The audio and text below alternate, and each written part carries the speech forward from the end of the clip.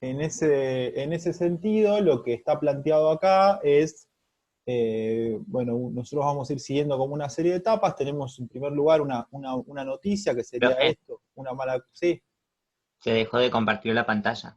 perdón, ahí está. Un primer dato que sería este, hay una mala cosecha. Un segundo dato que sería, hay una expectativa devaluatoria y por supuesto hay una demanda en ese sentido de moneda extranjera, ¿no?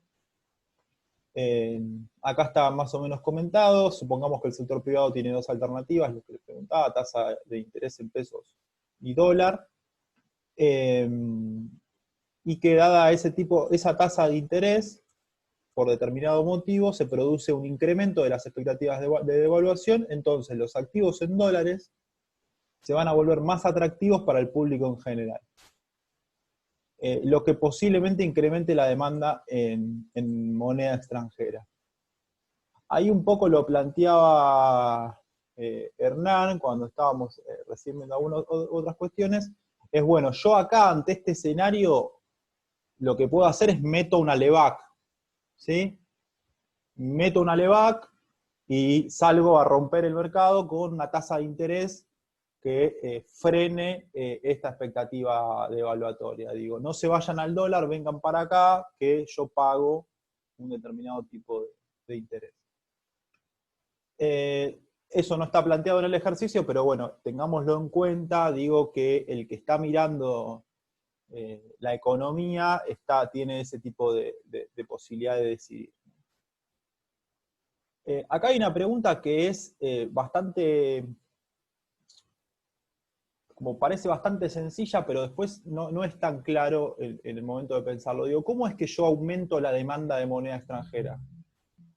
¿Cuál es el mecanismo a través del cual yo, sector privado, aumento la demanda de moneda extranjera? ¿Qué se les ocurre?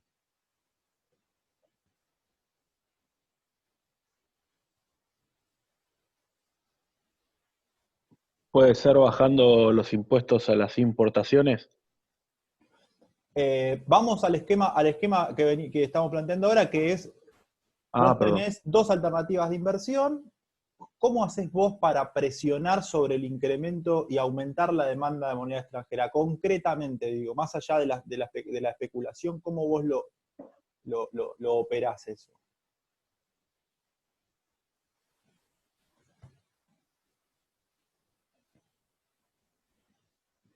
Una, la respuesta más básica, más sencilla es, yo agarro los pesos que tengo en algún lado y voy con esos pesos a cambiarlos por, por dólares. ¿Dónde tengo los pesos? En el modelo que vimos anteriormente, los tengo constituyen el pasivo de los bancos comerciales en depósitos a la vista, conformados en cajas de ahorro y cuenta corriente o plazo fijo de nosotros, ¿no? De los privados, ¿sí? Entonces yo concretamente lo que hago es voy a ese depósito a decirle, señor, cámbieme este depósito por dólares, ¿sí? ¿Por qué es importante eso? Porque está bueno que cuando uno ve determinado tipo de noticia económica y hay una cuestión de se generó una corrida, se generó una devaluación, bueno, eso no es que ocurre en el éter, digo, ocurre concretamente y hay actores económicos concretos que tienen la posibilidad de intervenir o no en ese escenario. Por ejemplo, el banco privado te puede decir no, ¿sí? O sea, si el banco privado te dice no te cambio estos pesos que vos tenés en tu cuenta corriente por dólares, este esquema que tenemos planteado se frena automáticamente. ¿Sí? Considerando que hay un gran porcentaje de la economía bancarizada, cosa que es difícil de saber, pero hay un gran porcentaje de la economía bancarizada, hay un gran porcentaje de la población que tiene sus activos depositados en los bancos privados, hay una situación particular como la que hablamos recién de una mala cosecha, yo voy al banco privado, bueno, acá tenemos un primer momento donde yo esto lo puedo cortar, ¿sí? ¿Se entiende lo que quiero decir, lo que quiero explicar? digo, cuando hay una cuestión general de corrida bancaria, de evaluación, expectativa de evaluatoria, hay actores concretos en la economía que pueden hacer cosas y toman decisiones en una u otra dirección, ¿sí? Este incremento de la demanda se canaliza hacia billetes físicos, que concretamente es utilizando esto que habíamos denominado como cuentas a la vista para pedir, cambiame la plata que yo tengo en cuentas a la vista, cambiámela por moneda extranjera.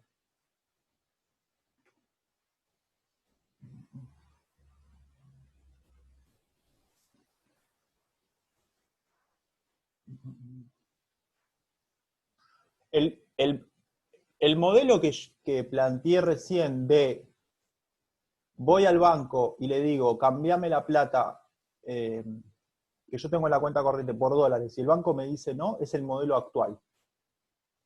¿Sí? ¿Cuánto pueden ir al banco ustedes a cambiar? $200 por mes. ¿Sí? Ese es el modelo con el que finalizó el gobierno anterior y es el modelo que está planteado hoy, que se puede denominar cepo o como quieran. Pero ese modelo que es específico, que es concreto, que es una normativa, es el de hoy. O sea, hoy una corrida o una mala cosecha llega hasta acá. ¿Sí? Llega hasta este punto.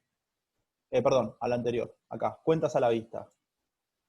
Sí, pero eso no es en el orden legal, porque después vos tenés muchas cuevas bancarias, cuevas financieras que hacen cambios, que te lo cobran, por ejemplo, vos siempre, y yo veo que está instalado también en economistas y en periodistas, que es el dólar blue o el dólar ilegal. ¿Eso cómo lo controlás?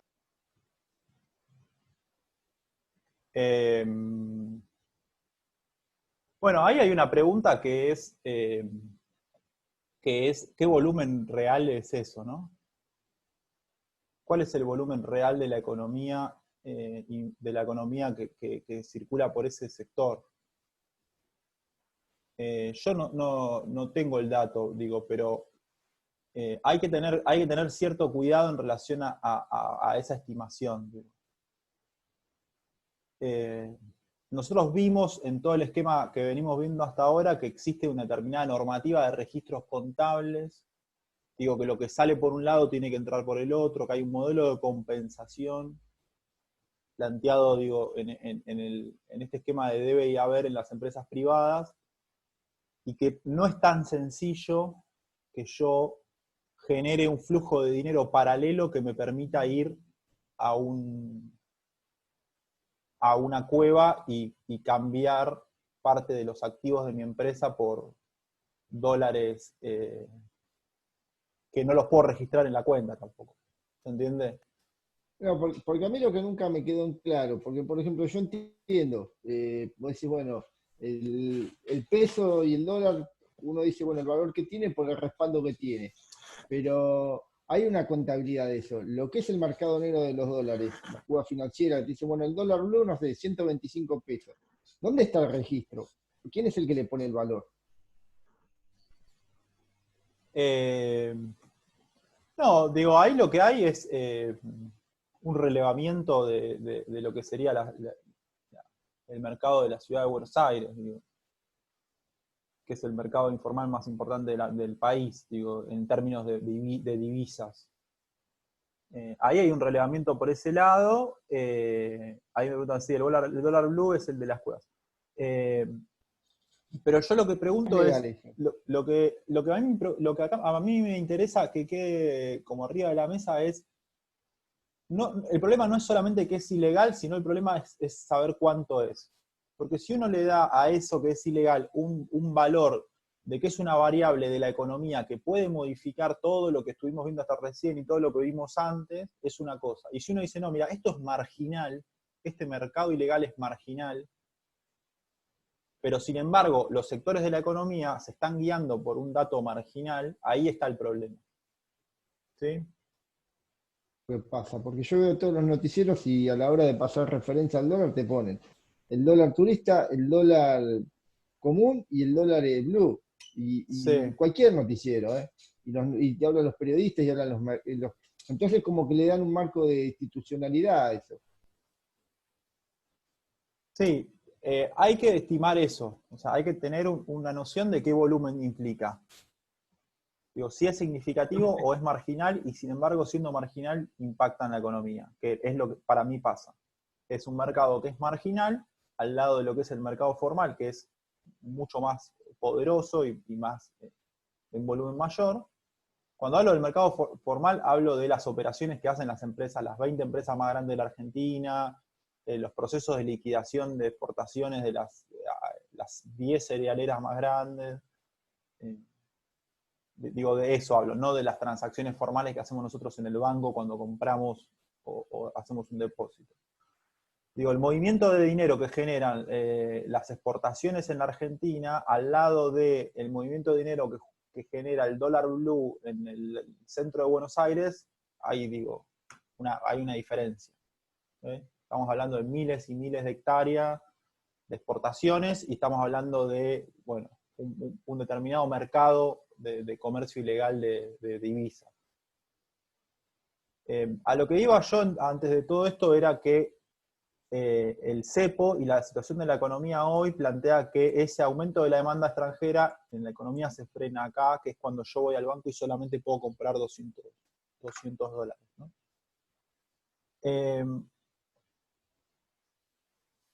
¿Quiénes van a ser los que van a ofrecer en un esquema donde no esté el cepo? ¿Quiénes son los que van a ofrecer los dólares al sector privado? Por supuesto, en principio, en primera instancia, son los bancos privados, no los bancos comerciales. Y en ese caso, acá está planteado, el sector privado va a sustituir sus activos en pesos, que son los depósitos en el sistema bancario, por activos en dólares. ¿Qué es lo que va a pasar en el pasivo, digo, de los bancos? Los bancos soportarán una caída de sus pasivos, porque se sale el dinero de los bancos, disminuye el pasivo de los bancos, porque los privados solicitan pesos, y como contrapartida van a tener una menor tendencia de sus activos porque van a tener que entregar parte de lo que sería la moneda extranjera. ¿Qué van a hacer los bancos cuando vendan esa moneda extranjera? La van a ir a buscar, van a ir a fondearse al banco central, ¿sí?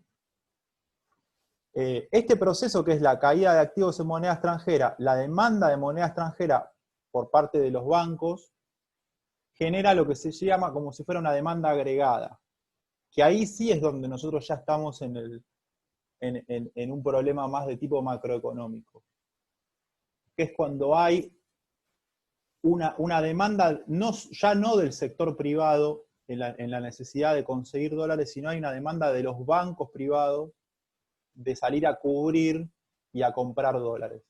En un principio las transacciones se pueden realizar entre los mismos bancos privados, digo, un banco privado sale a comprarle dólares a otro banco privado y así compensa y tiene dólares para salir a cubrir la demanda de sus clientes. Pero cuando eso empieza a ser un problema común a todos los bancos privados, es lo que se llama una demanda agregada de dólares. Esa demanda agregada de dólares va sobre el Banco Central, ¿sí? Este sería el caminito que habíamos armado. Arrancamos con una mala cosecha, un incremento de las expectativas de devaluación. Pasamos acá en lo que sería el análisis del sector privado y ahora ya estamos dando un pasito más y estamos viendo qué pasa con los bancos comerciales cuando ya entre ellos mismos no pueden salir a cubrir este problema. Ante esta demanda agregada de divisas, digo, aparece esta posibilidad concreta que es que habíamos visto que los bancos privados tenían sus depósitos de cuenta corriente en el Banco Central, entonces le van a pedir al Banco Central, cambiame esos depósitos en cuenta corriente que tengo en el Banco Central, cambiámelos por dólares, ¿sí? Y ahí es lo que de vuelta aparece esta posibilidad. Si el Banco Central sale a cubrir eso, ¿sí? Sale a cubrir esa demanda y le dice, perfecto, señores, ¿cuántos son? Son 10, ¿cuántos dólares necesitamos? Tantos millones de dólares, perfecto, acá los tienen.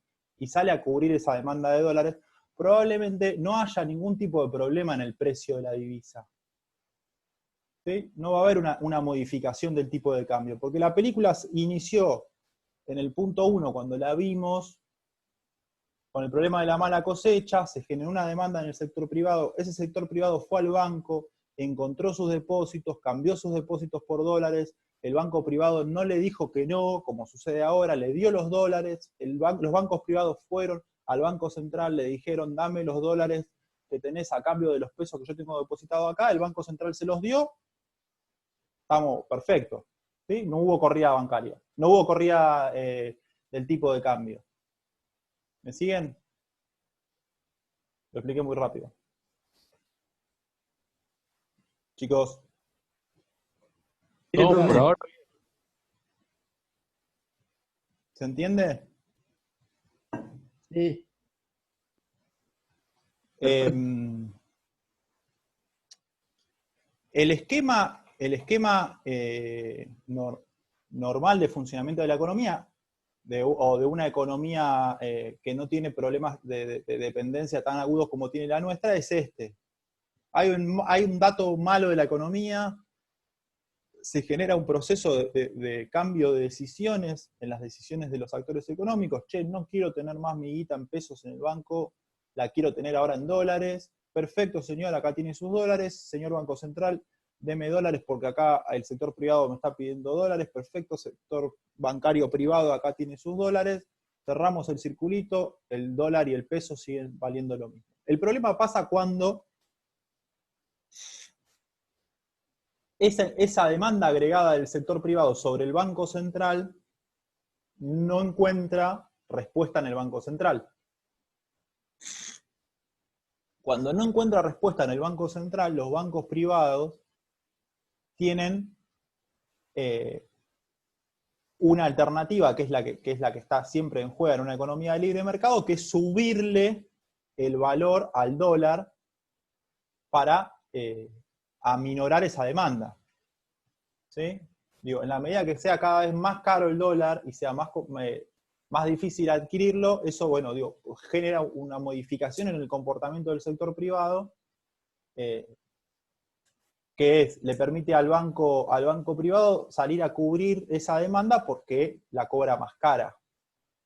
Entonces, si yo tenía determinada cantidad de pesos depositadas en el Banco Santander de Avellaneda, y con esa cantidad de pesos podía comprar determinada cantidad de dólares, con una modificación del tipo de cambio, o sea, del precio por parte del banco privado, yo puedo comprar menos.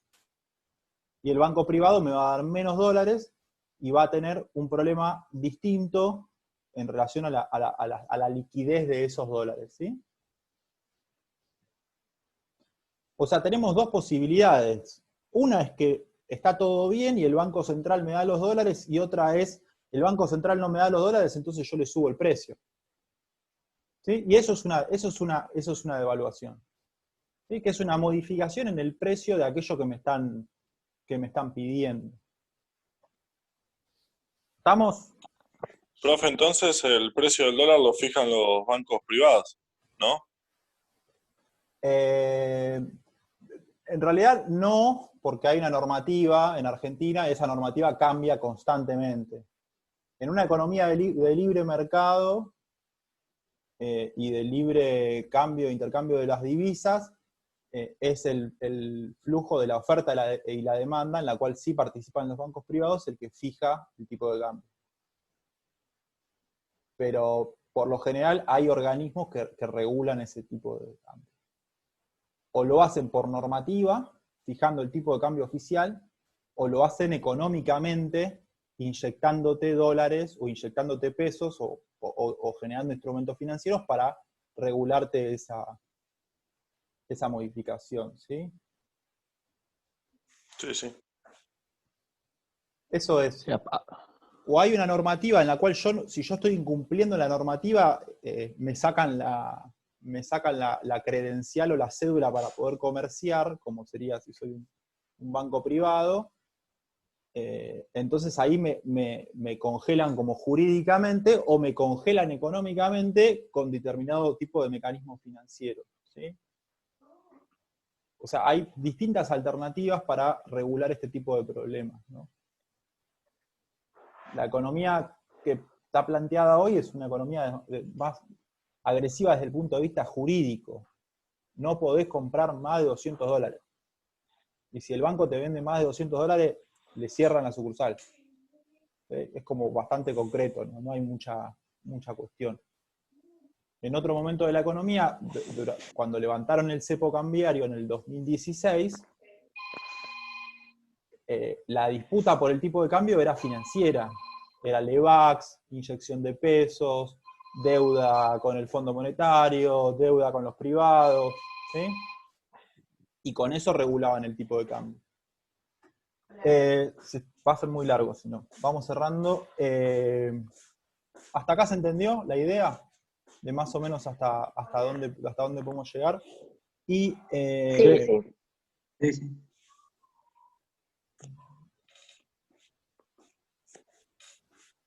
acá está planteado la alternativa más sencilla. El Banco Central puede vender los dólares, que los bancos en su conjunto están demandando, de modo tal de impedir que suba el precio de la divisa como consecuencia del exceso de demanda por parte del público. Esta es la alternativa más concreta donde no pasa nada. Como vimos, los billetes en moneda extranjera forman parte de las reservas del Banco Central, de tal modo que para evitar la suba del tipo de cambio, el Banco Central debe hacer uso de sus propias reservas. ¿Sí? ¿Se acuerdan que habíamos visto al principio de toda la clase de hoy que el Banco Central tenía dentro de sus activos reservas internacionales, ¿no? ¿Recuerdan entonces cómo hizo el Banco Central para salir a cubrir eso? Disminuyó su activo en reservas internacionales para salir a cubrir todo ese proceso que vimos recién. Y ahí terminaría un poquito la historia. Y acá al final es como un poco una idea. Digo, nosotros arrancamos, no lo hicimos hoy, pero lo que arrancamos es viendo el libro diario de cada uno de estos 4 actores, qué tenían en el activo, qué tenían en el pasivo. Lo vimos congelado y al final hicimos un ejercicio donde todo eso se empezó a mover y los activos que tenía el sector privado en el sector bancario sufrieron una modificación. El sector bancario fue a buscar sus activos al Banco Central, el Banco Central le respondió a esos activos con los activos en reservas internacionales, por lo cual ese libro diario que teníamos armado al principio termina la historia y tiene montones de modificaciones, ¿no? El Banco Central perdió reservas internacionales, pero al mismo tiempo tendrá menos pasivos con los bancos privados. Los bancos privados habrán perdido parte del dinero que tenían depositado por parte de los privados, pero al mismo tiempo redujeron sus pasivos, y el sector privado tendrá una mayor dolarización de sus activos, ¿sí? Reemplazó un activo por otro. Así quedó más o menos sintetizada este movimiento que vimos recién, que tiene que ver con una posible expectativa de devaluación.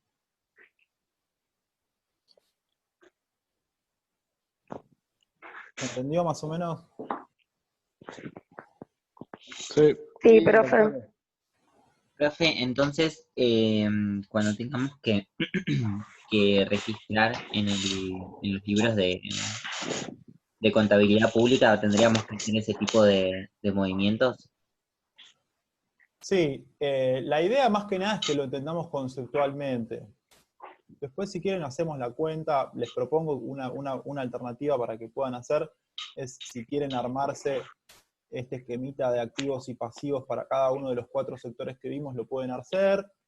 Después, si quieren, lo vemos en concreto con un ejercicio, que podemos ver la clase que viene para ver cómo se va moviendo esto, pero lo que a mí me interesa es que conceptualmente quede claro de dónde salen los fondos, ¿sí? En última instancia, hay algo ahí que se llama reservas internacionales, que es el activo del Banco Central que termina siendo el que sale a cubrir, ¿no? O sea, hay un efecto cascada de distintos actores de la economía que van a buscar determinados activos a determinados lugares, y eso termina en un lugar disminuyendo el activo del Banco Central. Conceptualmente eso es como muy importante entenderlo para después ir viendo distintas situaciones económicas que se pueden ir dando. Así que, nada, era un poco eso la idea de la clase de hoy. Después les subo la presentación. Y bueno, tienen subido un resumen, que es el resumen de la unidad 5, donde está, bueno, un poco más detallado todo lo que les comenté hoy, y hay mencionada bastante información para que lo puedan ir viendo. ¿Estamos? Perfecto, gracias. Bueno, Lautaro. nos vemos entonces el miércoles que viene. Hasta el miércoles. Bueno, que Dale, anden bien. Chao, profe. profe. Chao. Dale, compás. Chau, Chao, chau, que profe. anden bien, suerte.